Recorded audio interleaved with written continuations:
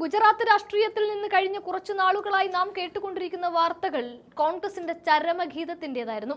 2022 നിയമസഭാ തെരഞ്ഞെടുപ്പിൽ കേവലം 17 സീറ്റുകളിലേക്ക് ഒതുങ്ങിപ്പോയ ഒരു പാർട്ടി പ്രതിപക്ഷ നേതൃസ്ഥാനം പോലും നഷ്ടപ്പെട്ട് അപ്രസക്തമായെന്ന് രാഷ്ട്രീയ നിരീക്ഷകർ ഒന്നടങ്കം വിധിയെഴുതി. BJP എന്ന വടവൃക്ഷത്തിന് മുന്നിൽ കോൺഗ്രസ് കടപുഴകിയെന്നും ആം ആദ്മി പാർട്ടി എന്ന പുതിയ ശക്തി ആ സ്ഥാനത്തേക്ക് വളരുകയാണ് എന്നും മാധ്യമങ്ങൾ കൊട്ടിഘോഷിച്ചു. എന്നാൽ 2026 തദ്ദേശ സ്വയംഭരണ തെരഞ്ഞെടുപ്പ് ഫലങ്ങൾ പുറത്തു വരുമ്പോൾ ഗുജറാത്തിലെ രാഷ്ട്രീയ മണ്ണ് മറ്റൊരു കഥയാണ് പറയുന്നത്. അഹമ്മദാബാദിലെ ഖാദിയ എന്ന BJP കോട്ടയിൽ വിള്ളൽ വീഴ്ത്തിയും വോട്ട് വിഹിതം 31% ഉയർത്തിയും കോൺഗ്രസ് തങ്ങളുടെ അസ്തിത്വം വീണ്ടും ഉറപ്പിച്ചിരിക്കുകയാണ്. ഇത് വെറും ഒരു തെരഞ്ഞെടുപ്പ് വിജയമല്ല, മറിച്ച് പൊരുതി വീണ ഒരു സൈന്യം തിരികെ വന്ന് തങ്ങളുടെ സാമ്രാജ്യം വീണ്ടെടുക്കുന്നതിന്റെ ഒരു തുടക്കം കൂടിയാണ്. കഴിഞ്ഞ നിയമസഭാ തെരഞ്ഞെടുപ്പിൽ 27% വോട്ട് മാത്രമാണ് കോൺഗ്രസിന്റെ പെട്ടിയിൽ വീണത്. അന്ന് ആം ആദ്മി പാർട്ടി വൻതോതിൽ വോട്ട് വിഹിതം പിടിച്ചെടുത്തപ്പോൾ കോൺഗ്രസ് 3ാം സ്ഥാനത്തേക്ക് പിന്തള്ളപ്പെടുമെന്ന പ്രതീതിയുണ്ടായി. എന്നാൽ ഇത്തവണ 1738 വാർഡുകളിൽ വിജയിച്ച് വോട്ട് വിഹിതം 4% വർദ്ധിപ്പിക്കാനും കോൺഗ്രസിനെ കൊണ്ട് സാധിച്ചു. BJP 7492 വാർഡുകളിൽ ജയിച്ച് തങ്ങളുടെ ആധിപത്യം തുടരുന്നുണ്ട് എങ്കിലും അവർക്ക് വെല്ലുവിളി ഉയർത്താൻ കെൽപ്പുള്ള ഏക ശക്തി കോൺഗ്രസ് തന്നെയാണെന്ന് ഈ ഫലങ്ങൾ അത്രയും വ്യക്തമാക്കുകയാണ്. പ്രധാന പ്രതിപക്ഷമായി മാറുമെന്ന് കരുതിയ ആം ആദ്മി പാർട്ടിക്ക് വെറും 11% വോട്ടുകളും 489 വാർഡുകളും കൊണ്ട് തൃപ്തിപ്പെടേണ്ടി വരികയാണ് ഉണ്ടായത്. ആപ്പിന്റെ ഗ്രാഫ് താഴേക്ക് പോകുമ്പോൾ കോൺഗ്രസിന്റേത് മുകളിലേക്ക് ഉയരുന്നു എന്നത് വരാനിരിക്കുന്ന 2027 നിയമസഭാ തെരഞ്ഞെടുപ്പിന്റെ ദിശ മാറ്റുന്ന ഒന്നായി മാറുകയാണ്. ഈ തിരിച്ചുവരവിന്റെ പ്രതീകമായി നമുക്ക് കാണാൻ കഴിയുന്ന അഹമ്മദാബാദിലെ ഖാദിയ വാർഡാണ്. കഴിഞ്ഞ 54 വർഷമായി ജനസംഘവും പിന്നീട് BJPയും പരാജയമറിയാത്ത മണ്ണുകൂടിയായിരുന്നു ഖാദിയ. BJPയുടെ കരുത്തനായ നേതാവ് അശോക് ഭട്ടിന്റെ തട്ടകം കൂടിയാണ് ഈ പ്രദേശം. ഒരു ബ്രാഹ്മണ ഭൂരിപക്ഷ വാർഡ് കൂടിയാണ്. അവിടെയാണ് ധ്രുവ് പ്രിയകാന്ത് കലാപി, ഇലിയാസ് ഖാൻ, മീനാബെൻ നായക്, ബിർജുബെൻ താക്കർ എന്നീ കോൺഗ്രസ് സ്ഥാനാർത്ഥികൾ ഐതിഹാസികമായ വിജയം കൈവരിച്ചത്.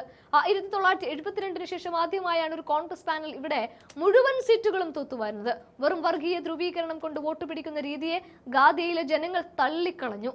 റോഡ്, ശുചിത്വം, വികസനം തുടങ്ങിയ ദൈനംദിന പ്രശ്നങ്ങൾ ചർച്ചയാകുമ്പോൾ BJPയുടെ അജയ്യമായ കോട്ടകൾ പോലും തകരുമെന്ന വലിയ സന്ദേശമാണ് ഖാദിയ നൽകുന്നത്. ഈ വിജയത്തിന് പിന്നിലെ ബുദ്ധികേന്ദ്രം ഗുജറാത്ത് കോൺഗ്രസ് അധ്യക്ഷനായ അമിത് ചാവ്ഡ തന്നെയാണ്. 50 വയസ്സ് മാത്രം പ്രായമുള്ള ഈ യുവ നേതാവ് പാർട്ടി അധ്യക്ഷനായി ചുമതലയേറ്റപ്പോൾ അദ്ദേഹത്തിന് മുന്നിലുണ്ടായിരുന്നത് വലിയ വെല്ലുവിളികളായിരുന്നു. ഒരു വശത്ത് ഭരണസിരാ കേന്ദ്രങ്ങളെ മുഴുവൻ ഉപയോഗിച്ച് പ്രചരണം നയിക്കുന്ന BJPയും മറുവശത്ത് വലിയ വാഗ്ദാനവുമായി എത്തുന്ന ആം ആദ്മി പാർട്ടിയും. എന്നാൽ ചീറിപ്പായുന്ന വാഹനങ്ങളെക്കാൾ അദ്ദേഹം വിശ്വസിച്ചത് തന്റെ കാലടികളെയായിരുന്നു. ജൻ ആക്രോശ് യാത്രയിലൂടെ 5000 കിലോമീറ്റർ ഗുജറാത്തിന്റെ മണ്ണിലൂടെ സഞ്ചരിച്ച നിരാശരായ കോൺഗ്രസ് അണികൾക്ക് അദ്ദേഹം പുതിയ ഊർജം പകർന്നു. താഴെത്തട്ടിൽ പാർട്ടി ശക്തിപ്പെടുത്താൻ സംഘടൻ സജൻ അഭിയാൻ എന്ന പേരിൽ നടത്തിയ പ്രവർത്തനങ്ങൾ ഈ തെരഞ്ഞെടുപ്പിൽ വലിയ ഗുണം ചെയ്തു.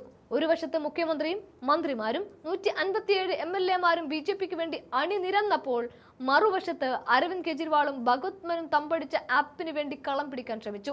എന്നാൽ അമിത് ചാവ്ഡ എന്ന ഒറ്റ നേതാവിന്റെ നിശ്ചയദാർഢ്യം ഇതിനെല്ലാം പ്രതിരോധിച്ചു നിർത്താൻ സാധിച്ചു. BJP ഇത്തവണയും വിജയിച്ചിരിക്കാം, പക്ഷേ കോൺഗ്രസിനെ സംബന്ധിച്ചിടത്തോളം ഇത് ആത്മവിശ്വാസം വീണ്ടെടുക്കാനുള്ള ഒരു പോരാട്ടമായിരുന്നു. കഴിഞ്ഞ തവണ ഒരു മുനിസിപ്പാലിറ്റി മാത്രം ജയിച്ച കോൺഗ്രസ് ഇത്തവണ 6 മുനിസിപ്പാലിറ്റികളിലാണ് വിജയിച്ചത്. 18-ൽ നിന്ന് 31ലേക്ക് താലൂക്ക് പഞ്ചായത്തുകളിലേക്ക് കോൺഗ്രസ് തങ്ങളുടെ സ്വാധീനം വർദ്ധിപ്പിച്ചു. BJP തങ്ങളുടെ വോട്ട് വിഹിതം ഏതാണ്ട് നിലനിർത്തിയപ്പോൾ ആപ്പിന് ഉണ്ടായ 2% വോട്ടിന്റെ കുറവ് കൃത്യമായി കോൺഗ്രസിലേക്കാണ് എത്തിയത്. ഇനി കോൺഗ്രസിന് മുന്നിലുള്ള വലിയ ലക്ഷ്യം 2027 നിയമസഭാ തെരഞ്ഞെടുപ്പാണ്. ആപ്പിനൊപ്പം പോയ കോൺഗ്രസിന്റെ പാരമ്പര്യ വോട്ടുകൾ തിരികെ എത്തിക്കുക എന്ന ദൗത്യം അമിത് ചാവ്ഡ പകുതിയോളം പൂർത്തിയാക്കി കഴിഞ്ഞു. തെക്കൻ ഗുജറാത്തിലെ ആദിവാസി മേഖലകളിൽ സ്വാധീനമുള്ള ചൈതർ വാസവയെ പോലുള്ള ജനകീയ നേതാക്കളെ കോൺഗ്രസിലേക്ക് എത്തിക്കാൻ സാധിച്ചാൽ വരാനിരിക്കുന്ന പോരാട്ടം തീപാറുന്ന ഒന്നാകും.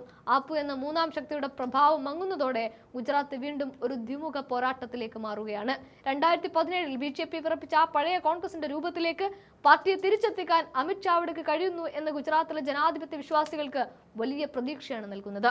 ചരിത്രം എപ്പോഴും സാക്ഷ്യപ്പെടുത്തുന്നത് വലിയ മാറ്റങ്ങൾ തുടങ്ങുന്നത് ചെറിയ വിള്ളലുകളിൽ നിന്നാണ് എന്നാണ്. ഖാദിയയിൽ വീണ ആ വിള്ളൽ BJPയുടെ തകർച്ചയുടെ തുടക്കമാണോ എന്ന് കാലം തെളിയിക്കും. എന്നാൽ ഒരു കാര്യം ഉറപ്പാണ്, ഗുജറാത്തിൽ കോൺഗ്രസ് മരിച്ചിട്ടില്ല. അമിത് ചാവ്ഡ എന്ന പടത്തലവിന് കീഴിൽ അവർ കൂടുതൽ കരുത്തോടെ മടങ്ങി വരികയാണ്. നിശ്ചയദാർഢ്യമുണ്ടെങ്കിൽ ഏത് വലിയ കോട്ടയും തകർക്കാമെന്നും ജനകീയ പ്രശ്നങ്ങൾ ഉയർത്തിക്കാട്ടിയാൽ വോട്ടർമാർ ഒപ്പം നിൽക്കുമെന്നും ഈ തദ്ദേശ തെരഞ്ഞെടുപ്പ് ഫലങ്ങൾ നമ്മെ ഓർമ്മിപ്പിക്കുന്നുണ്ട്.